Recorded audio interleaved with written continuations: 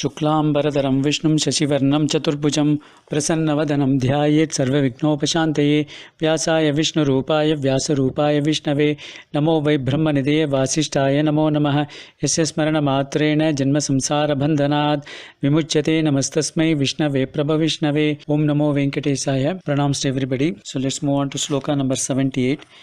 एको नैकः savah किं यत्तत् पदामनुत्तमं lokabandhur-lokanātho mādhavo bhaktavatsalaha. The namas are ekah, naikah, savah, kaha, kim, yattat, padamanuttamam, lokabandhuh-lokanāthah, mādhavah, bhaktavatsalaha.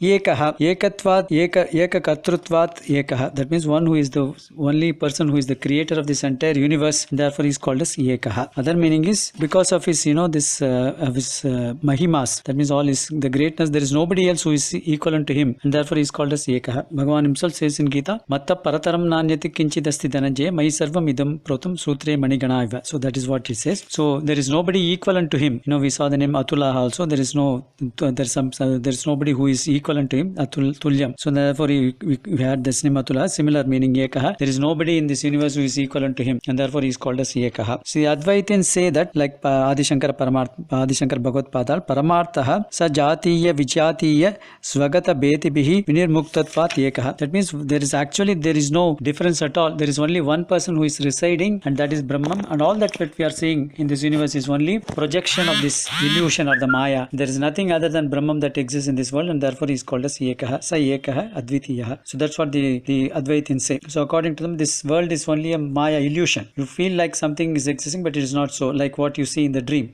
In the dream, what you say at the time when you dream, you feel it is to be real. But once you come out of that state of dream state, you feel that all these things is unreal. So similarly, the Advaitins say that once you cross over this waking state into the Turiya state, you will realize that this is also not real. So he is called as ekah. Naikaha mayaya bahurupatvat naikaha. So Bhagavan himself says, Prakritim swam adhishtaya sambhavami atma mayaya. So Bhagavan has taken different avatars. Naika, there is no only one person. He has taken multiple avatars through his Maya, and therefore he is called as naikaha. Other meaning is vibhutitaya vijayitena sarvena dvitiyane veti naikaha. That means there is no that is because of his Aishwaryas and other things, there is no limit to him, and he is in multiple forms, and therefore he is called as naikaha. Savah somo yatra bipi pushuyate so advaraha somaha. That means one who is of the form of Somayaga Roop. So there are different yagas. One is Somayagam, is also one of the Somayagya is also one of the form of Bhagavan, Yajno vai Vishnu, and therefore he is called as savah. That is one meaning.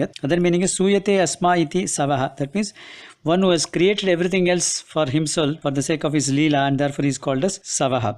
Other meaning is va jnanam tena sahitaha va savah. That means one who is always with knowledge. The entire knowledge came from Bhagavan himself, and because we saw in that we are seeing in the Palashruti also, yogo jnanam tadasankyam vidya shilpadi karmacha vedas shastrana vijnanam etas sarvam janardana. Bhagavan is the source of entire knowledge, and he has created, and he is always with that knowledge, and therefore he is called as savah. Parasara Bhattar says he is split into two words, saha one word, vaha another word. Other means eshva kumaram akila prasiddhaya swa vishayam jnanam sayati saha. That means one who created the knowledge about himself to all the gopas in his Krishna avatar, and therefore is called as saha. That means, for example, what happened was when it's also found in Bhagavata and Narayaniyam, you find that when Bhagavan lifted this Govardhanagiri, then Indra came and then anointed him as Govinda and so on. All these gopas thought that Krishna is not an ordinary cowherd boy. He must be a great person, and therefore they're asking Nanda Baba as to who he is. So at that time Krishna came and then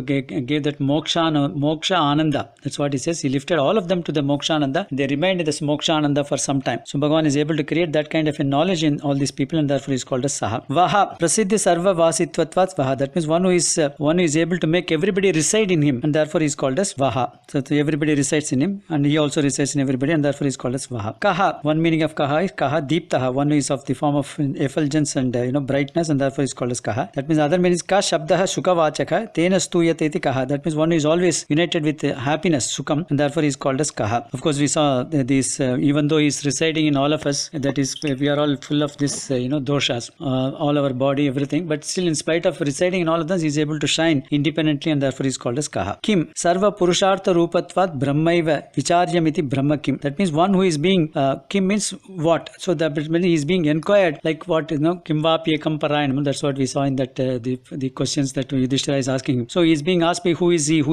what is it, and therefore he is called as Kim. Kim Purush Puranadi Sabdakarta Kim Sarva Veda Vichara Vishayava. So that means he is called as Kim. That means one who is the person who is being inquired by the Puranas and the Vedas as to who the Brahma is, and therefore he is called as Kim. Yat Yeti Janati iti Yat. That means one who knows everything else in this everything in this universe, and therefore he is called as Yat. Other meaning is Tesham Ratchaye Yatata iti Yat. That means he is taking all efforts to protect all his devotees and then making them come on the path, the spiritual path, and therefore he is called as Yattat. Tanoti iti Brahma. That means one who is creator of this entire universe, and therefore he is called as Brahma. That is called as Tat. Tesham Svajnana Bhaktim Tanoti iti Tat. That means one who is able to create the knowledge and then bhakti in the minds of his devotees, and therefore he is called as Tat. Vedai Gamyatvatvat Va Gunaihi Tat Vadatvat Tadityuchyate. That means one who is being talked of in the Vedas, and then who is got all these Kalyana Gunas, Solabhyam, Sausilyam, Arjavam, and all those things, bhaktavatsalaha, all Vatsalyam, all those qualities. One is full of these various gunas, and therefore is called as Tat. Padamanuttamam. That means one who is the Uttamam is the ultimate. Padam means who is the ultimate abode of all the people, and therefore is called as Padamuttam. That means the greatest abode. So that Vishnoho Paramam Padakam Sada Pashyanti Sureha. That's what our Vedas say. So Bhagavan's Vishnu's abode is the greatest among all the residences, and therefore is called as Padamuttamam. Padyate Gamyate iti Padam Na Vidyate Uttamam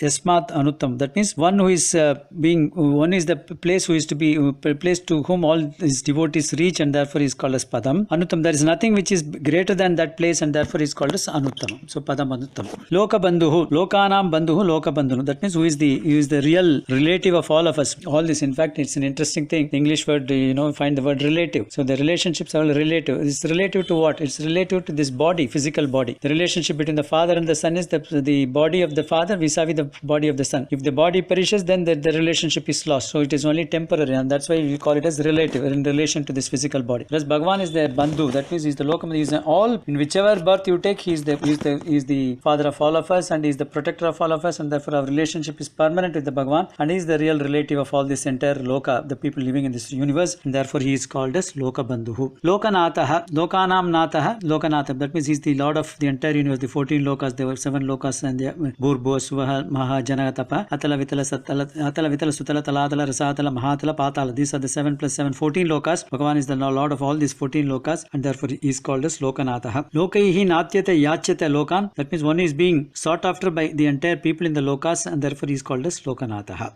Mādhavaha Madhukule Jatatvat Mādhava. That means one who incarnated in this Krishna avatar. He was born in this Madhukula, and therefore he is called as Mādhavaha. Madhoho Ayam Mādhavaha. That means one is the one who came in the lineage of Madhu. Madhu Sukam Madhunoyam Dhata Madhav. That means one is able to give this happiness like which is sweet like honey, and therefore he is called as Madhava. Other meaning is one is the Lord of Mahalakshmi also. Ma also refers to Mahalakshmi, who is the husband of Mahalakshmi, and therefore he is called as Mādhava. Bhaktavatsalaha. Bhaktanam Snehati iti Bhaktavatsalaha. Vatsa means the young one of anything is calf. That means all the mammals. The young one of mammals is called as Vatsa. So the young children are also called as Vatsa. So Bhagavan loves all his devotees like a mother loves the child, and then enjoys with them, and therefore he is called as Bhaktavatsalaha. Bhaktaneva Vatsastan Lati Bhaktavatsala. That means one who is protecting all these young ones, these children, all these jivat, and therefore he is called as Bhaktavatsalaha. I think we'll stop with this sloka. Let's move on to the next sloka tomorrow. Om Namo Venkateshaya.